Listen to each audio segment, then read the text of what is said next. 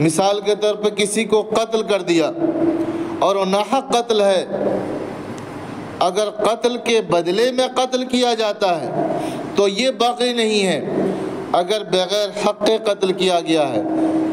بغیر ظلم کے اس پہ ظلم کیا جا رہا ہے، اس نے ظلم نہیں کیا پھر اس پہ ظلم کیا گیا، تو یہ بغی کہلاتے ہیں، تو یہ چیزیں حرام قرار دی گئی ہیں۔ ایک اور دوسری آیت میں ارشاد خداوندی ہے، قُلْ تَعَالَوْا مَا أَتْلُو حَرَّمَ رَبُّكُمْ عَلَيْكُمْ أَلَّا تُشْرِكُوا بِهِ شَيْئًا وَبِالْوَالِدَيْنِ إِحْسَانًا، کہ اللہ نے تمہارے اوپر جو چیزیں حرام کی ہے میں تم کو پڑھ کر سناتا ہوں، بتاتا ہوں، اور وہ کیا ہے کہ اس کے ساتھ کسی کو شریک مت کرو، وَبِالْوَالِدَيْنِ إِحْسَانًا، اور والدین کے ساتھ حسن سلوک کرو، احسان کا معاملہ کرو، اور احسان کے بارے میں تفصیل کے ساتھ بتایا گیا۔ وَلَا تَقْتُلُوا أَوْلَادَكُمْ مِنْ إِمْلَاقٍ، اور تم اپنی اولاد کو املاق کے ڈر سے قتل مت کرو۔ املاق یعنی فقر و فاقہ، یعنی بچے زیادہ ہوں گے تو خرچے زیادہ ہوں گے، آمدنی کم ہے، ذرائع نہیں ہیں، اس لیے اس کو قتل کر دو۔ قتل کرنے کے بہت سارے دنیا میں طریقے رائج ہیں بچوں کے قتل کے لیے۔ اگر ہم آج سے پہلے کا دور پہ غور کریں، نبی صلی اللہ علیہ وسلم کا جو زمانہ تھا،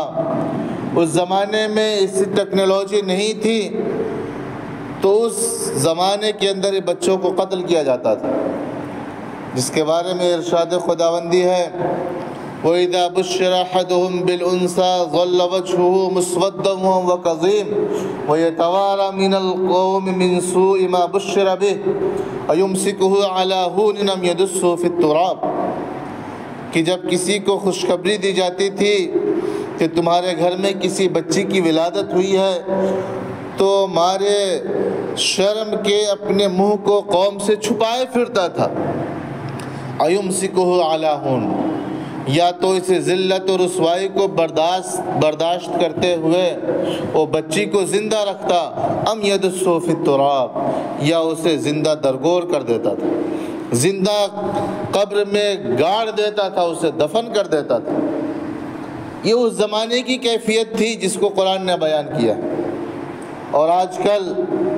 پیدا ہونے سے پہلے مادر شکم میں ہی اسے قتل کر دیتے ہیں، اسے ختم کر دیتے ہیں، معصوموں کو دنیا میں آنے سے پہلے دفن کر دیتے ہیں۔ اس کے بارے میں قرآن میں ہے، وَإِذَا الْمَوْءُودَةُ سُئِلَتْ بِأَيِّ ذَنبٍ قُتِلَتْ، کہ وہ درگور کی جانے والی بچیوں کے بارے میں ان سے پوچھا جائے گا، بِأَيِّ ذَنبٍ قُتِلَتْ، تم نے کس گناہ میں اس کو قتل کیا، اس کا کیا جرم تھا؟ جرم تو تمہارا کچھ رہا ہوگا، اس معصوم نے کیا غلطی کی تھی کہ جس کی سزا قتل کے ذریعے تم نے دی؟ تو فرمایا، تو بہت سی چیزوں میں ایک فقر و فاقہ جو آج کل بھی لوگوں کی نظروں میں ہے کہ جنریشن کم کرنا ہے، پاپولیشن کم کرنا ہے، تو لہٰذا بچے زیادہ نہیں رکھنا،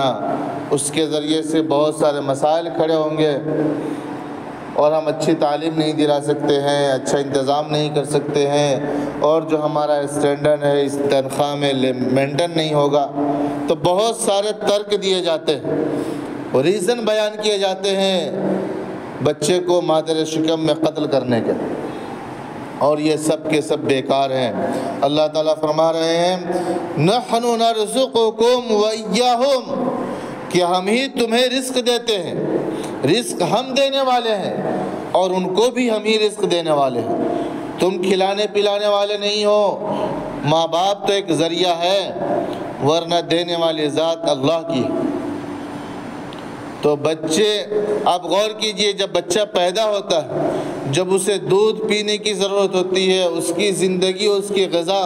اسی پہ منحصر ہے، تو اللہ تعالیٰ ماں کے ذریعے سے اس کے رزق کا انتظام کر دیتا ہے۔